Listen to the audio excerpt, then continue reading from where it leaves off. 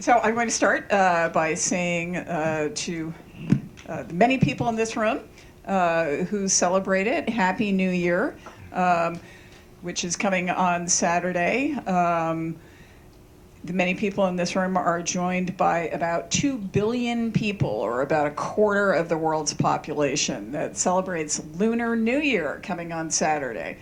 So Happy New Year's for those of you who celebrated in January. So 2023, the year that's gone, marked the 70th anniversary of the alliance between the United States and the Republic of Korea.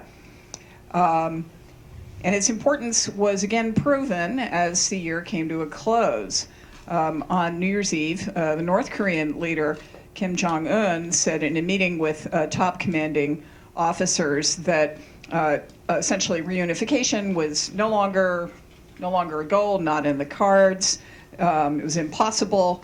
They no longer have any kinship or homogeneity with South Korea, and that these two states are two belligerent states in the midst of war.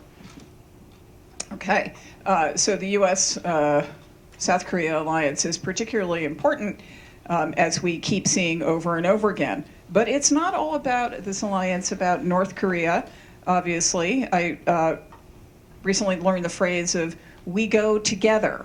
There's a lot of other things that are going on. Interestingly, in 2023, South Korea exports to the U.S. exceeded exports to China for the first time in decades. So something is going on here far beyond the situation with North Korea. So that is a long way of saying hello. Good evening, everyone. Welcome to tonight's special event, the U.S.-South Korea Alliance, Past, Present, and Future. My name is Mary Eintema, and I'm president of WorldBoston. And I'm going to jump right in. I should explain that this program is a special event that is brought to us due to a wonderful partnership between the Korea Economic Institute and the World Affairs Councils of America, which you're a member. So thank you very much for that ongoing partnership. We're doing a series of events while our visitors are in town. I also want to mention, as many of you know, that the mission of WorldBoston is to foster international engagement and global cooperation. So thank you by being here for taking part in this mission. I also have to thank our hosts at Foley Lardner for their kind hospitality and beautiful art. We're joined by several of their partners, including James DeVellis, who's here somewhere. He also happens to be the chair of our board. And I want to shout out my colleague, Natalie Mace, who is the director of global engagement programs at WorldBoston and is literally making this event happen, along with a couple of other WorldBoston colleagues and board members. So if you're a WorldBoston staff member or board member, raise your hand, and everybody else go talk to them. So last but not least, yes, I want to point out that on your tables you have a fascinating QR code. Please use it. This event, thanks so much to the Korea Economic Institute, is like all of our regular monthly programs now free of charge, which is kind of incredible in the international affairs space. However, they are not free of cost. We're really relying on participants to just, pay what you can, or pay what you would pay for a beer. And that way we can continue to make this programming available for everybody. And if you do that at $25 or above, you will get one of these very stylish pins. And you can brag on it that you are a community supporter of WorldBoston and have a very good feeling about that. So next, on coming events, you have little handouts you can take with you. You also have a QR code that you can scan at your table. We're well into the programming year, so many exciting things. February 15th, we'll be back right here for our regular book talk series Chat and Chowder with MIT professor Darren Echemolu for a discussion of his new book, Power and Progress, and he is a rock star, so we're excited about that. A few weeks later, February 29th, we return to our regular Great Decisions series. This one will be on high seas treaties. I barely know what that's about, but it's already, spots are going fast, and we'll be joined by Stephen Wills from the Center for Maritime Strategy. That event will be for the first time at the GBH Studios in Brighton, so pay attention to the location. All right, moving on. Finally, note on housekeeping: when we turn to audience Q&A after the remarks, raise your hand, and when I call on you, someone will bring you a microphone. And remember, as we often say, questions at WorldBoston end with a question mark. So, at long last, tonight's program, really thrilled to welcome this fascinating group of panelists. I'm not going to go into the full bios. You can read them on the website. At the end of the table is Mark Tokola, who is Vice President of the Korea Economic Institute of America. He retired as a U.S. Senior Foreign Service Officer, and oh my word, he served everywhere interesting. Retired with the rank of Minister Counselor in 2014. His last posting was in London. He had served as Deputy Chief of Mission at the American embassies in Seoul, a number of others, Ulaanbaatar, Reykjavik, onward, many other amazing postings.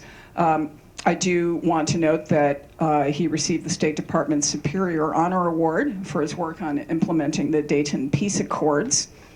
And the rest you should read about because it's fascinating. Then next to him we have Zachary, or Zach Barter, who's from the State Department. He's a desk officer in the DPRK unit within the Bureau of East and Asian Pacific Affairs.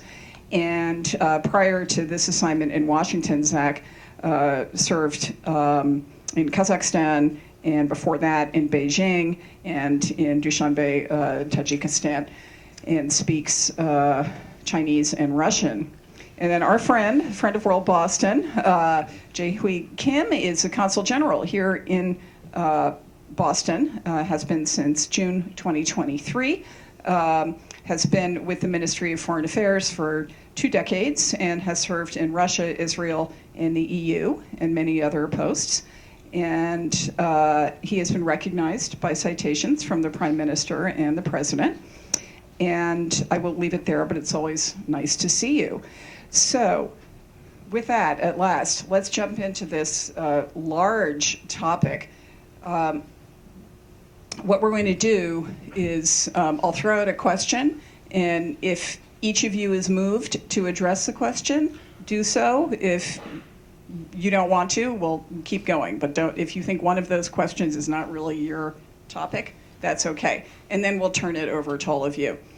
So a good place to start our discussion is a little bit of background on the U.S.-South Korea treaty, or alliance, I should say, that was signed 70 years ago.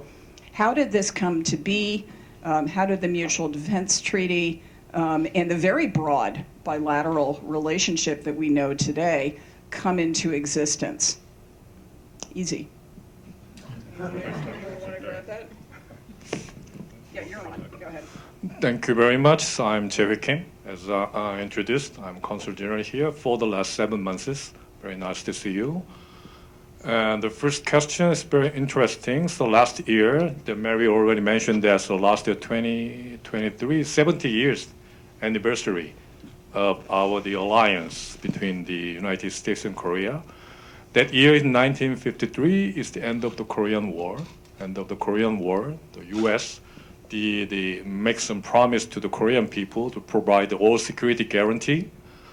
Because of that, I think do you know that the Korea we compare between two Koreas, 1960s, 1923.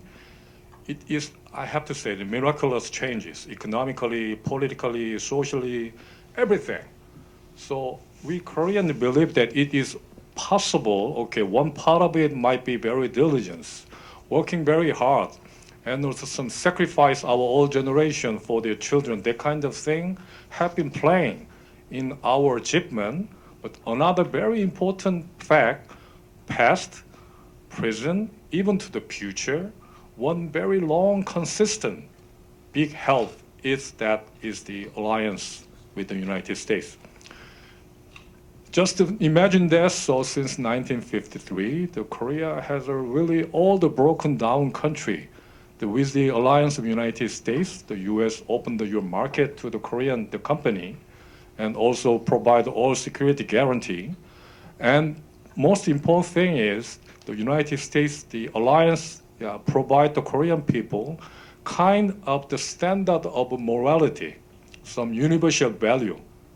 But that kind of thing is very important in the Korean development since the end of the Korean War. So if you asking us what's the meaning of the U.S. alliance to Korean people, I have to say that it is not academically or the feeling emotionally very important. Thank you very much. Not that kind of simple thing. This is the really essential part of Korea, past, present, and even to the future. Okay, so I'll finish it. You can just leave it on. Oh, okay. So I'm not a diplomatic historian, and I'm not going to pretend to be. I've been working on Korea issues for just about 2 years, so that's my time horizon. What I will say, though, so day-to-day I work just on North Korea. My colleagues in my office who work on ROK unit, South Korean unit, they talk with South Korean counterparts on like every issue under the sun. They talk about trade and investment in some of the like highest value sectors. They talk about security, not just North Korea. They talk about global issues. They talk about Southeast Asia issues. They talk about Pacific Island issues. We coordinate. South Korea is now on UN Security Council, so we talk with them about every global issue you could imagine. And the one thing I'll highlight, I think really what's made this possible is that in relatively short period of time, as you heard CG Kim mention, South Korea has gone from being poor agricultural society ruined by the Korean War to being incredibly vibrant, wealthy, industrialized country at the forefront of some of the most innovative, exciting sectors in the economy. And it's also become a very vibrant democracy and open society. And that's what enables us to partner on all these issues beyond just North Korea. Okay, let me thank you first for hosting us. It's a pleasure to be partnering with the World Affairs Boston. It's been enjoying the visit very much so far. I'll take a very legalistic answer to your question because I can't help it. My training's legal. There's actually two documents that are really important in the U.S.-Korea relationship, both from 1953. So first is the Armistice Agreement from May of 1953. The armistice is still in effect. The UN has said so. So I would say that the peninsula is not in a state of war. I'd say it's in a state of armistice. And the unfulfilled part of the Armistice Agreement says that the parties will hold a high-level political conference to resolve the Korean question. That's not been done yet. And so to fulfill the armistice, we still need to have that diplomatic conference. They tried in 1954 but failed. We could resume. Second document then is that was July 53 is armistice. October 53 is the Mutual Defense Treaty. And this is it. It's a page and a half. It's an incredibly short, simple document. And all the Mutual Defense Treaty actually says is that in the event either party is attacked from an external force, they'll consult on an appropriate response. It doesn't talk about North Korea. It just says there's this mutual defense obligation to consult and then act appropriately.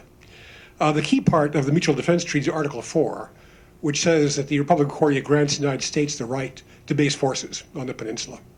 So that's the part that's actually continued and has become important. It's not the treaty, it's the life that we put into the treaty. It's gone all the way through to the point now where we have a nuclear consultative group to talk about how we will coordinate on discuss the nuclear doctrine. So it's come a long way. And in terms of serving everywhere in the world, I never got south of the equator, I've got to say. I regret that. And I have no snake stories. All right, well, who knows what the future will bring. Okay, so this question, I'm going to start actually with Zach. So the biggest concern, obviously, of the 1953 Mutual Defense Treaty, obviously, was deterrence of North Korea.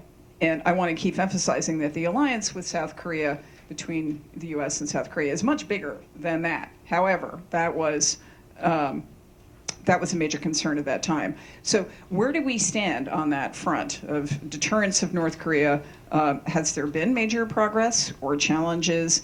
Obviously, leadership has remained the same in some ways, but changed, new generations. The nuclear program, we're never really sure exactly where that's at, if they can reach the U.S.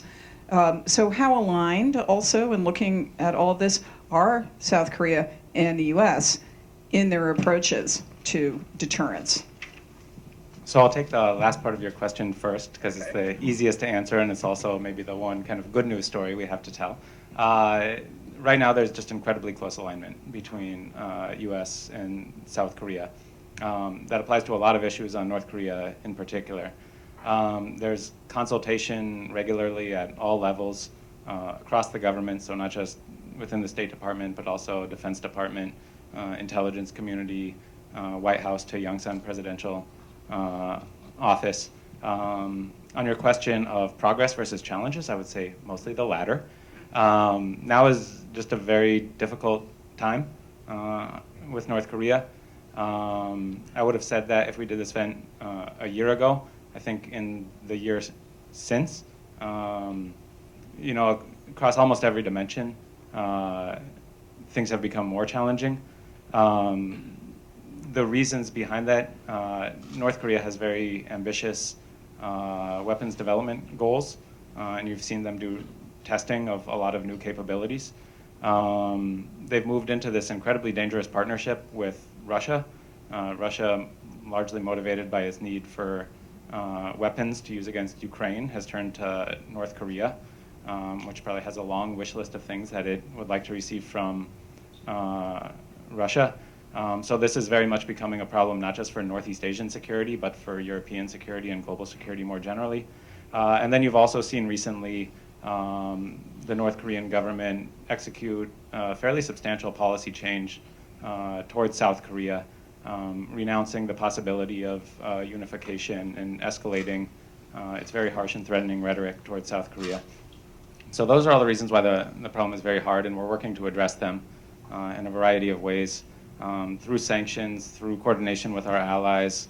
At the same time, we've maintained that we're open to dialogue with the North Korean government. There's no solution to this absent diplomacy. But then the other thing I'll say to your question about deterrence specifically, despite all this, deterrence has held, and it continues to hold. There has not been a resumption of the Korean War. There have been incidents, clashes, whatever you want to call them. But so far, at least, North Korea has not resumed the Korean War. It hasn't crossed the 38th parallel again. And we very much hope and expect that to continue. So I'm going to do a second level question for you, Zach, because you're a North Korea specialist, which I hope our friends will bear with. But one can't help but sort of wonder, what does President Kim get out of this? His country is starving, living in poverty. Life expectancy, as I understand it, is declining. It's grim. Does he need this very high level of defense, or whatever you want to call it, expenditure, somehow to legitimize his regime? What game is he playing? Because in other ways, one could say that he's a realist. But it's such a pricey way to run his country, if you think of it in unattractive realist terms. So I'll also be curious to hear views of my colleagues, especially C.G. Kim. I think you're right in identifying that the North Korean people have borne a very high cost for his weapons development goals. There's just an incredibly high diversion of resources from humanitarian well-being, from economic development, towards the military, towards the weapons programs. In terms of what he gets from it, in terms of what his goals are, I'm not going to put myself inside his head. I'm not going to publicly speculate on his motives, his decision making. Clearly he prioritizes, I would say, though, the survival of his government over the welfare and well-being of the North Korean people. And in the political system that they've built, the North Korean people don't necessarily have a chance to express opposition to that. All right, thank you for bearing with me. Now, the original question was, where are we at in terms of progress on this project of deterring North Korea? But then I came in with the second question. Would either of you like to pick that up? Maybe CG can, okay. I'd like to go back to the economy a little bit, because I think that's really important. Kim Jong-un's biggest problem is not the United States or South Korea. His biggest problem is the North Korean economy is fundamentally broken. We think it has zero growth at this point. Just put some numbers behind it. The South Korean GDP is about $1.8 trillion a year. The GDP of Boston is $503 billion a year. The GDP of North Korea is $60 billion a year.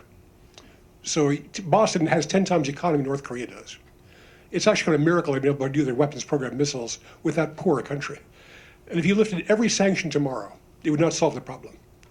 Kim Jong-un is pragmatic, as you say. He's a realist, but he has no idea how to run an economy. The North Korean state doesn't know what to do about that problem. You've been patient, yes. Okay, so I will make my answer to the first original question first. So regarding to that alliance between Korea and United States, I have to say it is evolving since after the Korean War. So it's a long story, so I'm just making it simple. So last year, April, my president made a state visit in Washington, D.C., and also Boston here too. The time two president make an official statement, and they categorized the relationship our country in just the 4 words. It's very important. The 4 words is the Korea-U.S. the alliance is global, comprehensive, strategic alliance. So I have been doing my diplomatic career for the 28 years. I think this is the last sentence, last expression of the define the relationship between two countries. Global, comprehensive, and strategic alliance. All 4 very strong words. So I think those 4 words just showing how strong, how important the alliance between two countries show.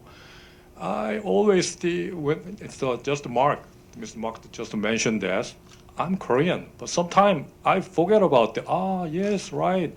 Between two Korea, we are still in the war, legally, but we forget about that. That is possible because this very strong alliance and deterrence provided by the United States.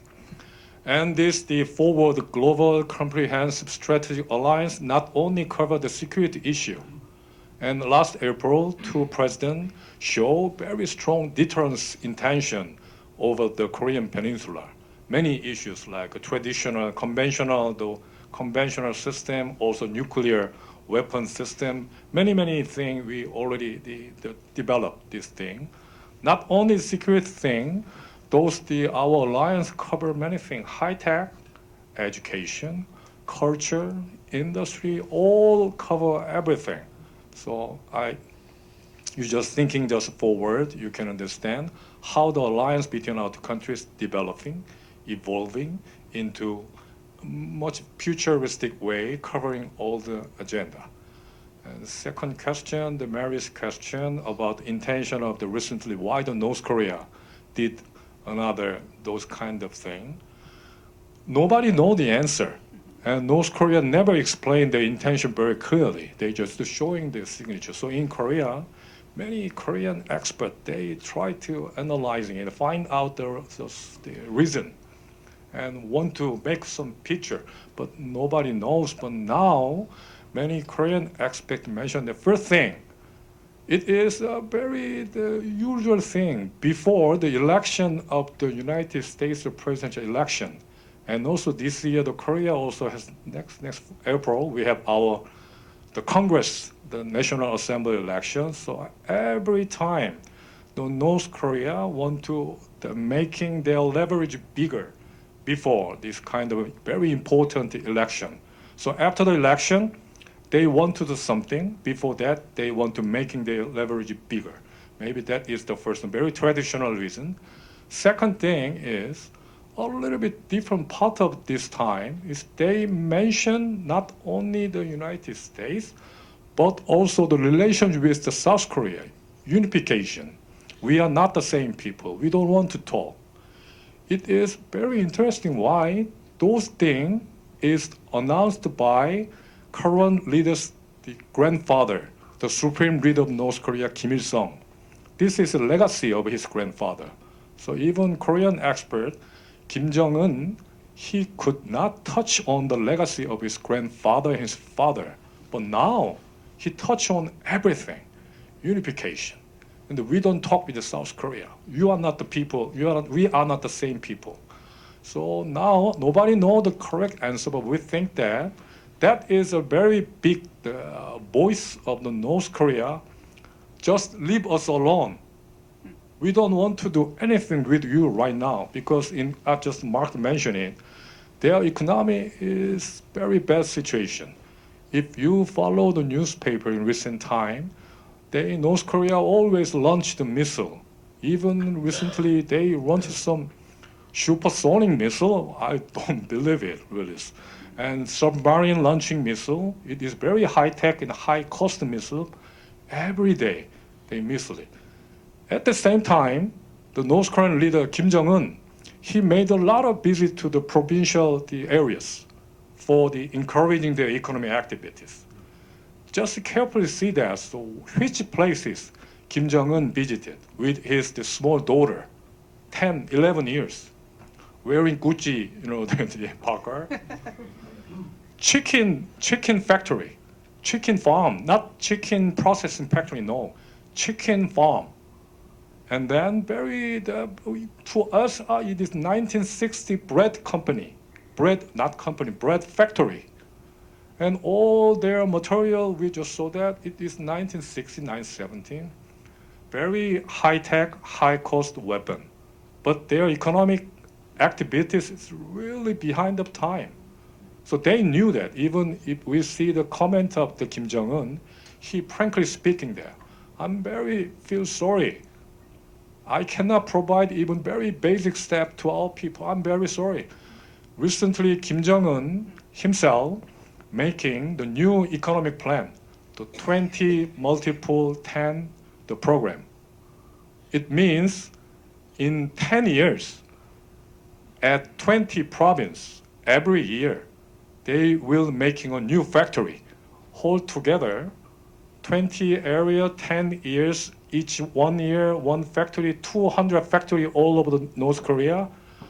It is announced by the Kim Jong-un himself. He made the name.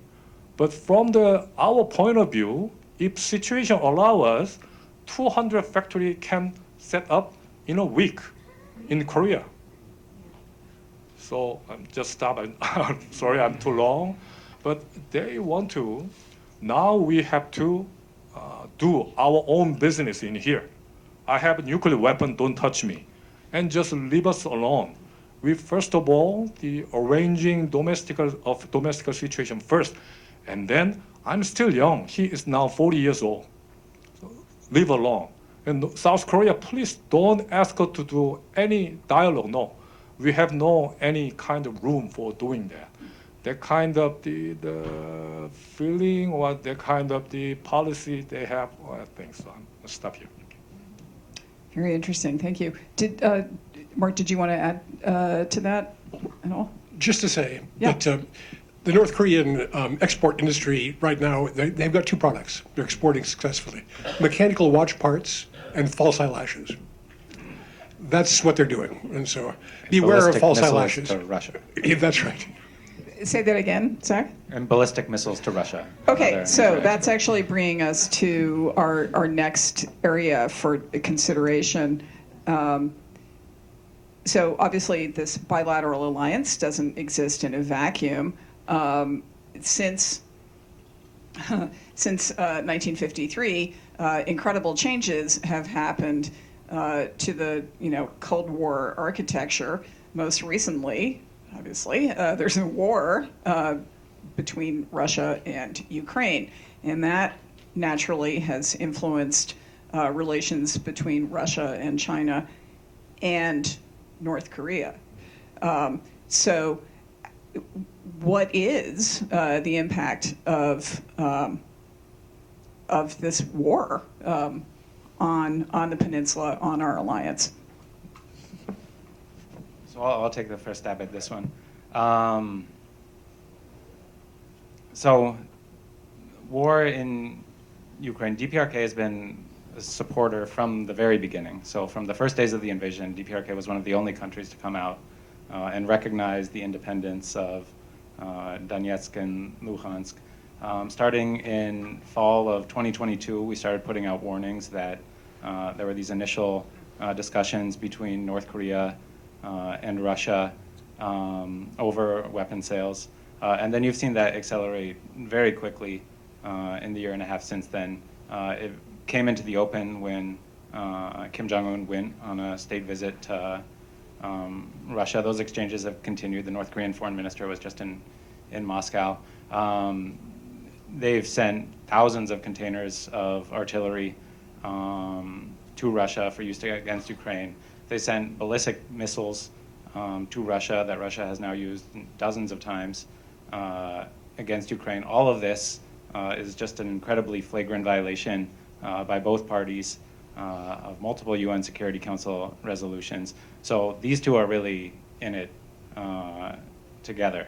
I think history shows, if you look back over the last 30 years, that the times when there's been the most active negotiation, when North Korea has come to the table and shown a willingness to compromise on some of these issues, it's been the times that the international community has been united, and specifically US, Russia, and China have all been urging North Korea to come back to the table.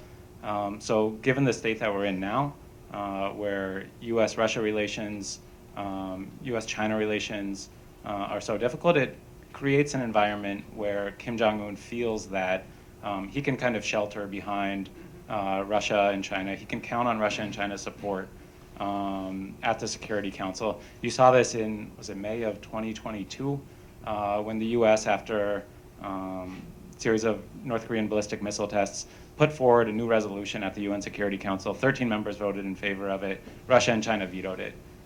So this environment, I think, emboldens Kim Jong-un to move forward with a lot of these very problematic activities. In terms of how we address that, we've put sanctions on Russian, North Korean entities involved in this arms trade. We put together a statement. We got about 50 signatures, foreign minister level statement condemning these activities. South Korea has been alongside us in these activities. The main way, I think, though, like supporting Ukraine in its fight against Russia is important in its own right. But making sure that Ukraine succeeds, I think, would also pay dividends with North Korea, and making North Korea realize that it has chosen the wrong side in this war, that Russia is not the partner that it should be lashing itself to. And then the other piece of this equation, of course, is China. As difficult as U.S.-China relations are, you know, we do talk about North Korea with them. It comes up at every meeting, at every level, from president on down. And as much as we have differences of opinion with China, I think there still is a fundamental shared interest with China in maintaining peace and stability on the Korean Peninsula. So whenever we can, we encourage China to encourage the North Korean government to refrain from some of its more provocative activities. There's a lot more I could say on this topic, but maybe I'll leave it at that for now and then turn it over to a Korean colleague. Yeah, would you like to go ahead? Okay, so I just back to my former mention that the alliance between United States and Korea, the forward, first word is global. That means the Korean government have been discussing about the future of our alliance, and we put that word in global. But that means global is really means we will together cooperation handling with that all international important agenda, that means the global. But now, the Ukrainian war, especially from, as the already he mentioned that, so now the North Korean weapon exported to the Russia, and now they are very close. Some negotiations, some talks between North Korea and Russia. It has a huge impact on the Korean Peninsula and also in terms of the alliance too. First of all, it's a little bit a paradoxical thing, but China have been playing the special role on the Korean Peninsula. So from South Korean point of view, China has a very close relationship with North Korea. We keep asking them, put pressure on North Korea. Don't do the bad thing. Stop the kind. We asking that, but China has not give a direct answer to us. During the same time, China tried to control the North Korea every time. So they never clear answer to the North Korean any time. But in case of Russia, a little bit different. Historically and geopolitically, it's very different. Now, the Russia might be is quite desperate condition to get some weapon from the North Korea. And North Korea provide the weapon and also very unconditional support from Russia on their activities. It really have a great impact on that Korean Peninsula, Northeast Asia, I think also the alliance between our two countries too. But matter is now is the initial stage. Now every people thinking. So if North Korea and Russia much get closer, and we don't know yet, but absolutely the North Korea asking to Russia something, the compensation for the providing their weapon to Russia. Just back a little bit, now the North Korea even give some threat to the South Korea. They are ready for war. Saying that thing, they also sending their weapon to Russia. So they are preparing for war, South Korea. We are very strong, the military country, exporting weapon and saying war. And we have a very strong concern about that. North Korea even tried their new weapon system over there. It's a high possibility they already sent some military, the delegation to watching it. So the missile really going well, but that kind of thing already they do. If this situation is getting much seriously and getting the result, and then it effect on whole we call this a little bit balanced work of Northeast Asia have effect quite much, I think, yeah. Okay, so I'm going to go off script a little bit for the last question, and it's for Mark, because I had the fortune of listening to you a little bit this morning, and maybe you'll see what I'm getting at. So we've been talking about weapons and troops and so forth, but the Korean language, BTS, kimchi, parasite, can they save the world, and why? Sure they can. Just one thought on the Russia, China, North Korea thing, they'll talk about that. People talk about this block forming between Moscow, Beijing, and Pyongyang. In fact, these countries don't trust each other much. They don't even like each other. So China is very suspicious of the Russian interaction with North Korea because they don't know what's happening exactly. The Chinese are very uncomfortable with the Ukraine war. They don't like it. They think it's destroying the efforts to have the kind of global order in which they can maneuver well. So I asked a Chinese academic about what they thought about Ukraine, and he said, for us, it's like bad weather. We hate it, we can't do a thing about it. But if you look at the details, China is actually being very good about sanctions enforcement. Not the rhetoric, but what they're actually doing for Russia is not much. So I think it's important. A lot of people thought that the television is what won the Cold War. Yeah, that's right. So soft power is also power. Soft power is huge. I mean, the global Korean wave isn't just here in the States, although you see it here a lot. It's everywhere. people in Africa, Latin America, South Asia watch Korean dramas. So Korea's become hugely influential on the world media scene. And I think that's led to two immediate results you can see. One is interest in the Korean language among American young people. They want to learn Korean. It's the only foreign language that's increasing its enrollment in the States right now, because they want to be able to hear what BTS and Blackpink say directly. They don't have to rely on translations. Even one of our staff members at KEI joined KEI because she was interested in Korean culture, Korean pop. That's why she joined us. So yeah, it has great influence.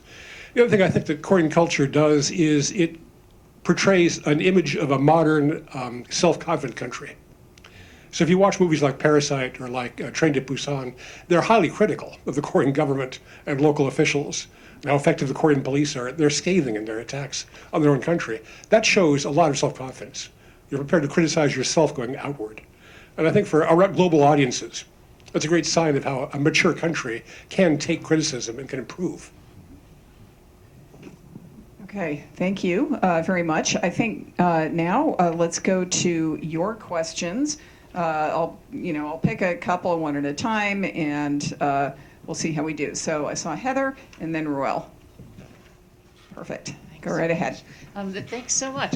I'm curious about two exports, semiconductors being the biggest part of your economy, perhaps 17 or 18%, and also South Korea being the second largest producer of semiconductors in the world after Taiwan.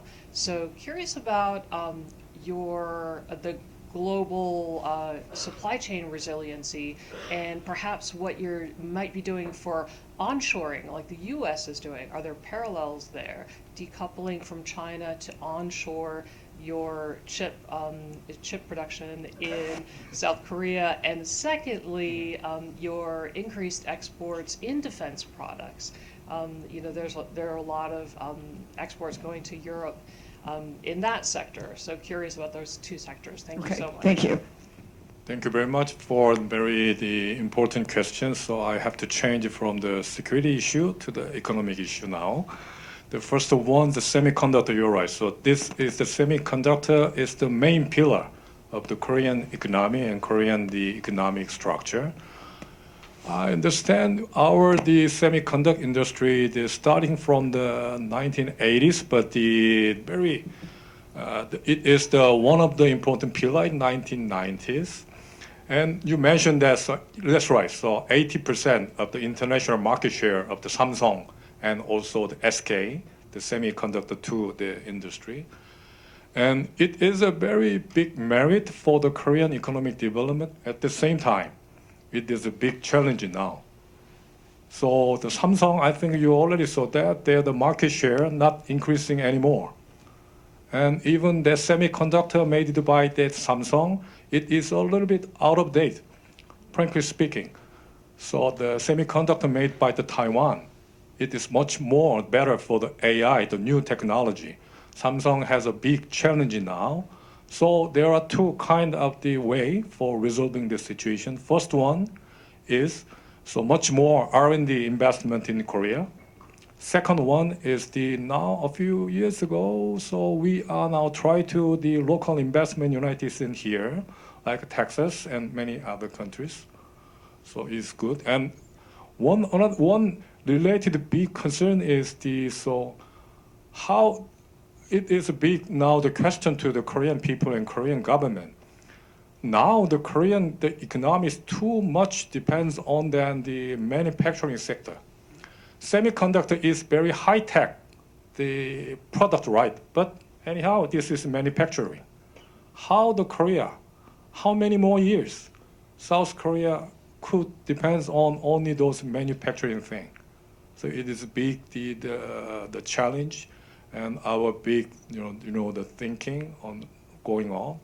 Second thing is you mentioned that the defense industry, it's very big surprise actually to us. Only started few years ago. Big increases started together with the war in European continent. So there are many explanations, but anyhow, the European countries, starting by the European countries. During my career, so one of my big work is sales our defense industry, defense equipment to all other countries. But at the time, nobody showed any interest. Like Korean, the defense equipment is, they said, very similar with like a German stuff or some US one, but the quality, I don't know. That kind of the reaction just a few years ago. But 3 or 4 years ago, they're demanding high. And then now is the getting very high demand from all over, not only from the European country, but also Middle Eastern countries, Southeast Asia, all over the world we have. This is a little bit different kind of industry compared to the semiconductor, but the Korea has the experience and the technology, and now we are recognized by the international market. But defense industry, we know that it is a little bit more sensitive compared to the other manufacturing factor. So we thinking the ideas on those two industries. Okay, I do want to try and get in more questions. So, so if we can get Ruel's question, Noel.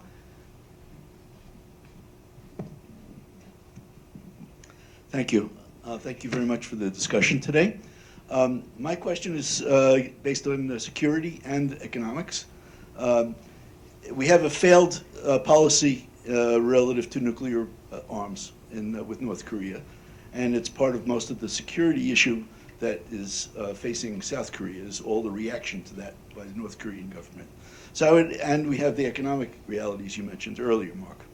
So I ask you this: why not abandon the effort and declare nuclear that it is a nuclear power, just like Pakistan? We accepted Pakistan. I don't see why we wouldn't accept North Korea. And then the solution to your economic problems are anywhere in the world is trade. So we can open up a negotiation. We'll accept them as a nuclear power, or get rid of the sanctions, and in exchange for allowing trade back and forth between the United States and selected industries, so we don't get in trouble with potential security Wow, threats. okay. What is your idea? So is that for a particular speaker or No, whoever thinks they can answer. Wow, okay. In 3 minutes, go for So it. I'll take the security part of the question. Our policy remains, our ultimate goal remains complete denuclearization of the Korean Peninsula. Within the U.S. government, there is zero discussion, zero contemplation of abandoning that. I think the consensus is that doing so would be a very dangerous move in terms of undermining global non-proliferation regime. I think the message to other countries that might be contemplating developing a nuclear arsenal of their own would be, you do it, you bear the brunt of sanctions for a couple decades, and then eventually everyone gives up, and everything goes back to normal and it's fine, which I think would be a very dangerous message to send. I think getting people to reach that conclusion is one of the ultimate goals of North Korean government. And I also think, it might embolden North Korean government in certain ways. Once you say that, if you were to acknowledge, like formally recognize North Korea as a nuclear power under the NPT, I'm not convinced that the next move is, peace and prosperity and stability on the Korean Peninsula. I'm not sure kind of what fundamental issues it would solve. I don't know if you want to take a stab at this one as well. Yeah, I'll add to that. It's something we've talked about a lot. One of the most successful treaties of the 20th century is Non-Proliferation Treaty. Only 5 countries have declared nuclear weapons, and then a few, like you said, that have weapon systems but don't admit them publicly. Pakistan, India, Israel. But what would happen if we started having proliferation actually happen? The only 2 countries trying to get nuclear weapons now are North Korea and Iran. One Japanese defense analyst said that if North Korea is allowed to keep its nuclear arsenal, you're going to have 4 nuclear powers in Northeast Asia. You'll have 1, China, or you're going to have 4, China, North Korea, South Korea, and Japan. China's nightmare, but you're not going to ever have 2. It has to go from 2 to 4. And then if you allow that to happen, if the number of states doubles have nuclear weapons, who's next? Saudi Arabia, Nigeria, Brazil, Argentina. There are a lot of countries lined up that wouldn't mind having nuclear weapons if we let that dam break. Okay, it is another difficult question, but I'm totally agree with the Mark and Jaehui too. Some proliferation issue and some signal to neighboring country, but in South Korea there is some a little bit different opportunity issue. It is the kind of some game we call it game theory, game playing by the North Korea. North Korea for the last 70 years they play a kind of game at the stage until 1980. So they really want to make some unification with South Korea by force. So I know more to explain about this. A lot of the assassination trial, sending commando into the South Korea. After that, from 1990 up until now, around 30 years, they're now using the nuclear weapon as a kind of the game card. They say that, so the reason why the North Korea developed a nuclear weapon, we still believe that they just make some difference. What they just want, it's guarantee of their regime survival. If we can provide quite enough and proper way of North Korea feel, we are safe, we still believe there is a way to solving this. Yes, times go on, situation getting worse, but still, we believe that there is a way to resolve this issue. I don't know, we don't know which way. Dialogue, negotiation. For the last 70 years, all this trial, you mentioned that, failed. We know it, but still, we believe that there is a way. So, in Korea, a part of the Korean people even mentioned that, so why don't we develop the nuclear weapon? It would take only a month. No, we think it's not the best option which we have. Thank you. Okay, do we have another question? So we'll take you, sir, and then Charles for Q&A. Maybe this is for Zach. I'm fascinated by, I've read several books about North Korea. Can you talk about aid to defectors? Is that still going on? What's that like? Number two is, why haven't the people just gone out and seen if they can overtake the government? I assume it's just such a brutal system that doesn't exist. And my third question is, Three questions. Does North Korea have a Bitcoin farm, or what are they doing with technology to try to steal money around the world? Okay, great. Thank you. These are three excellent questions. I'll try to be brief in addressing each of them. On defectors, at the beginning of, even predating COVID, Kim Jong-un took measures to try to cut down on the ability of people to escape abroad. So I think the peak in terms of numbers arriving in South Korea, I want to say it was like 2009, 2010, around then, maybe at like 2,000 or 3,000 a year. Don't quote me on these numbers. Then by the time the pandemic started, I think it was down to about 1,000 a year. Then at the start of the pandemic, North Korea implemented some of the strictest border closures in the world, which they have still not fully lifted. At the same time, they've taken other measures, including starting to build reinforced fencing along the border of China, which is the main way that people make it out, with the result that defector numbers plummeted, I think to a low of like 67 or something like this. Last year, the little bit increased 136. 2022 is 76, or less than 100. Yeah, so a lot of these people, though, are people who were already outside of North Korea at the start of the pandemic, who then, from a third country, made it to South Korea or elsewhere. So they do still happen, but the numbers are very, very small. The other thing I'll say on this, I'll plug a movie.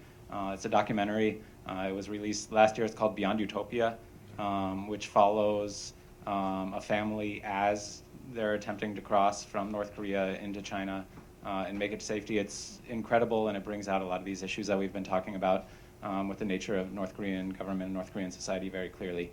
If you haven't seen it, I would really recommend it. I think it's on Hulu. Might be able to find it elsewhere. On the question of why haven't people tried to overthrow the government, the repression is very intense. Like the entire North Korean state is geared towards surveillance, repression, preventing collective action. That's a very difficult barrier to overcome. and the costs are very severe. So you can read some of the State Department reporting. There's NGOs that put out reporting. UN puts out reporting as well on the conditions in political prison camps where people who are caught or even suspected of contemplating something like that end up, and it's truly horrific. On the cyber question, it's a very good question. So cryptocurrency theft is one of the main ways that the North Korean government makes money. So hacking, cryptocurrency theft, it's a way that they've found to generate revenue, given the strictures that sanctions have imposed on their foreign currency earnings. They also train IT specialists and send them to third countries where they pose as Chinese nationals, US nationals. They have fake identities. They get online onto these kind of like IT gig work platforms. They get contracts to do, like run-of-the-mill coding work, software development. But then the money that they earn, almost all of it goes back to the government in support of its weapons programs. Sorry, your question was, did I fully answer your question about cyber? Yeah, so it's definitely an area, I think, of growing concern. And then we do have dialogues with South Korean government, now with Japanese government, about ways that we can address this issue and try to cut down on their revenue earnings through cyber issues. sophisticated programs to I think we probably should keep going. Well, I'm I'll sorry, stick but we around will after. have We discussion. can talk after. Yeah, hi, thank you. So my question was about, kind of alluded to in the talk, the relationship between North Korea and China. I wanted to know a little bit more about, specifically, Zach, you were mentioning, though any speaker, talking about kind of these discussions between the US and China and kind of these attempts to have the Chinese tone down North Korea's rhetoric or actions, and kind of how successful those are. That's kind of for Zach, and then for anyone else, kind of more about the relationship between North Korea and China and how that might develop, especially with all the flashpoints in the region, Taiwan, South China Sea, et cetera. Thank you. Great, thank you. So I'll try to be brief on this question. So as I mentioned, every time U.S.-Chinese officials meet at senior levels, DPRK is on the agenda. I would say in terms of how cooperative China is, obviously these things are a lot easier when the broader bilateral relationship is good. Right now it's a difficult relationship, but recently there has been kind of an increase in high-level contacts. I think maybe both sides have come to the realization that this is an important relationship and it needs to be managed well and responsibly and not veer off into conflict. But given those kind of broader bilateral issues with U.S.-China relations, they are not fully like-minded with us on North Korea. Their willingness to do us favors on North Korea is constrained. But as I said before, China does not want war on the Korean Peninsula. I don't think China is happy about North Korea's nuclear program. So I would say even absent U.S. making the request, China would try to constrain the North Korean government to some extent. But as Mark mentioned, that's not like North Korea and China as a dyad, as a relationship. There's a lot of issues there too. There's not a full degree of trust. North Korea, I don't think, wants to be fully dependent under the control of China. Even going back to Cold War, you find North Korea playing this game where they try to seek out alternate partners. And this is a game many countries play. If you're fully dependent on any one country for any one thing, that country has a lot of power over you, a lot of control over you. So I don't know if anyone else has anything to add. Yeah, I'll add to that. Your boss, Secretary Blinken, had a great line about China and North Korea before he was secretary. When he was at Carnegie Institute, Blinken said that China has enormous leverage over North Korea, but no influence. I thought that just about summarizes it. I've talked to Chinese diplomats about this, and what they say is, why do you think we can do anything about North Korea? You're a powerful country. You could do something about North Korea if you wanted to. So the U.S. changes regimes all the time. You know how to do it. You've never taken the Kims out. So you must be keeping them in power for some reason. complicated from our point of view. So with China, we have a very long historical relations regarding to the North Korea. Not easy to make any agreement with, with China. But one thing is, it is kind of the diplomatic rhetoric, but we both, China and South Korea, agree that China has to play some constructive role in Korean Peninsula issue. It is understanding is quite different from our side, from Chinese side. Anyhow, so China has a big leverage, influence, I don't know, we don't know yet, but the leverage they have. So China is still only the trade partner, the only partner with everything. Human, the exchanges, trade, and their food, everything from China. So China is a leverage, but China has, as I will mention this, China as in North Korean, the areas there's history, China always plays that kind of role. They try to control. Sometimes they retreat. Sometimes go forward. They never give their hand to individual country directly. So this time, so you see, so our new administration changed our policy regarding to North Korea quite dramatically. Since then, almost 2 years, we have no any meaningful dialogue with China. But all of a sudden, last August, the United States President invited my president and Japanese Prime Minister in Camp David, trilateral meeting. After that, Chinese immediately contact us. We want to talk with you, because they are very sensitive and keen on the changing situation in this region. So that is give us some clue. So we're working on it, but still nobody knows China what kind of play. Korea is a very small partner with China, but United States has a much bigger, important role in relationship with China. And China now, I'm just a guess, China now thinking about all this changing environment in all over the world.